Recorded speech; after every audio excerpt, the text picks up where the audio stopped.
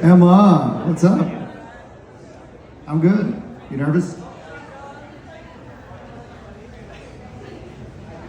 So Emma and I have had a few good times. Pink Floyd. Emma's a huge Pink Floyd fan, even though rivals me. The funnest part of Pink Floyd rehearsals. Remember that kid Joey? One day this kid Joey was singing Eclipse, and he was like, "What is this song about, anyways?" And it was like, "Oh my God, okay.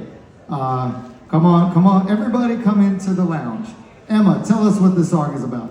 And then Emma went off for like 20 minutes on Dark Side of the Moon and how Eclipse fits in.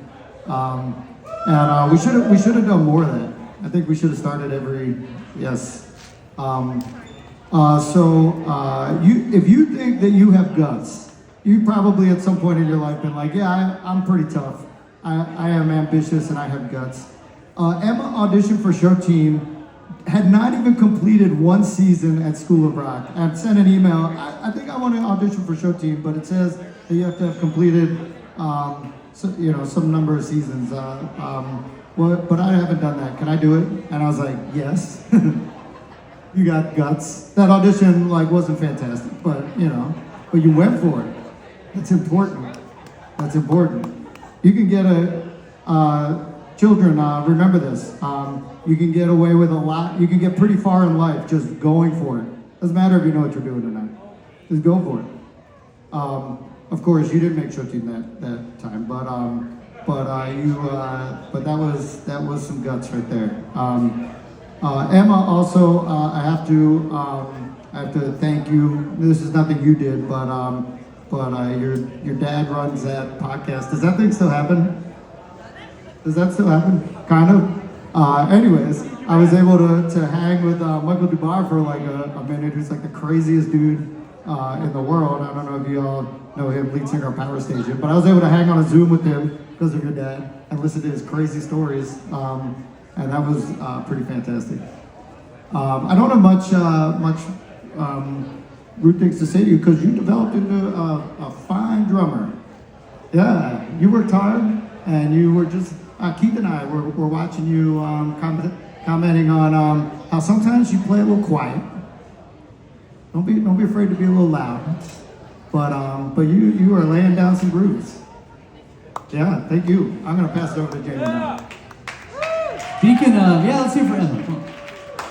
Speaking of groove, going back to that same Pink Floyd show, I know that show was a big one for you. Because as a drum teacher at the time, I heard all about it. And I'll never forget, this is how I knew that you were supposed to be here.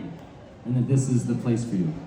Because, do you remember the song Have a Cigar? Of course you remember the song Have a Cigar. Do you remember the trauma? Me too. Thanks for it. As a drum teacher. Yes. All right, so I know that this was a big moment for you because when you played that song, you played it. You played it all the way through. You started it, you finished it. It was the song and it was good. My favorite part is your mom, Patty, walking right up to me and just going, "She did it! She did it!" And we exchanged high fives, and it was the hardest high five I've ever gotten in my entire life. You have a very supportive family.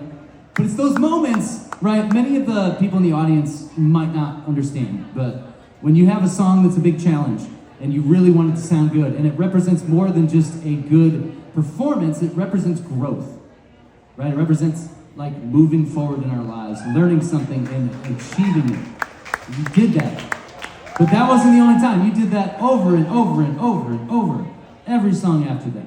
And that, I think, was the moment we saw your confidence really get to the place where it deserved to be, because you're a very hardworking student. Again, I wish I had better roasting material here, but Emma has just been such a fantastic young student that all I can do right now is say, have a cigar. Congratulations. I hope that you have a great life ahead of you. Congratulations for all your time in School of Rock. Thank you for everything you've done. Let's hear for Emma Lecoq. Emma's going to NYU. All right. You got something over there. All right, next.